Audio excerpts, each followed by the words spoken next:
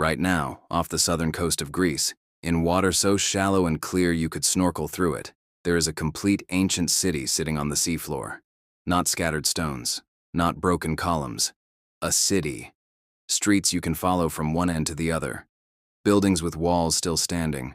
Courtyards, cemeteries, the outlines of homes where families lived, worked, and raised children over 5,000 years ago. It was there when the Egyptian pyramids were being planned. It was old when the Trojan War was fought. It has been sitting in 10 feet of water, in plain sight, for longer than most of human recorded history, and almost nobody knows its name. Pavlopetri sits off the coast of Laconia in the southern Peloponnese, the same region of ancient Greece that would later produce Sparta. But Pavlopetri is far older than Sparta, far older than classical Greece, far older than almost anything in the European archaeological record. It was a Bronze Age city, occupied continuously from around 3500 BC through to approximately 1100 BC. That is a civilization that lasted over 2,000 years longer than the entire history of the Roman Empire. At its peak, Pavlopetri was a working port city. Its harbor handled trade routes connecting Greece to Egypt, Cyprus, and the Levant. Archaeological evidence suggests it was involved in the Bronze Age tin and copper trade, the metals that made bronze, the material that defined an entire era of human civilization. Its citizens wove textiles, worked metal, buried their dead in organized cemeteries, and built homes solid enough that their foundations are still standing today. It was not a small settlement. The mapped area covers over 37,000 square meters, roughly the size of 5 football fields, and archaeologists believe a significant portion of the city remains unmapped. This was a real urban center, a place of commerce, community, and culture that participated in the wider ancient world for over 2 millennia. Around 1100 BC, something happened across the entire eastern Mediterranean world that archaeologists still debate today. It is called the Bronze Age collapse, a catastrophic breakdown of nearly every major civilization in the region, happening within the same 50-year window. The Mycenaean Greeks, the Hittites, the Egyptians nearly fell. Massive cities burned.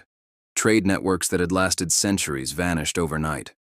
The causes are still argued: climate change, drought, invasion, internal rebellion, earthquakes, or some combination of all of them. Pavlopetri did not survive it. The most likely cause of the city's submersion was a series of major earthquakes. The southern Peloponnese sits on one of the most seismically active zones in Europe. Geological surveys of the site show clear evidence of sudden land subsidence. The ground simply dropped, tilting the city into the sea. Not gradually over centuries like Heraklion. Quickly, violently, in the way that earthquakes work. The people of Pavlopetri had no time to take much with them. The pottery was left in the buildings. The grave goods stayed in the cemetery. The city sank, the sea covered it, and the Bronze Age ended. Within a few generations, nobody remembered it had been there. In 1967, a British oceanographer named Nicholas Fleming was diving off the coast of Laconia when he noticed something on the seafloor that did not look natural. Stone arrangements, right angles, geometric patterns that sediment and erosion do not create. He surfaced, made notes, and the following year brought a small team from Cambridge University to investigate. They confirmed it. An ancient submerged settlement. They mapped what they could, published a paper, and the archaeological world essentially shrugged. The site was noted, recorded, and then left alone for over 40 years. Part of the reason was logistics. Underwater archaeology is expensive and technically demanding. Part of it was the Bronze Age dating, which put Pavlopetri outside the classical Greek period that most European archaeologists prioritized. And part of it, honestly, was that nobody fully grasped what they were looking at.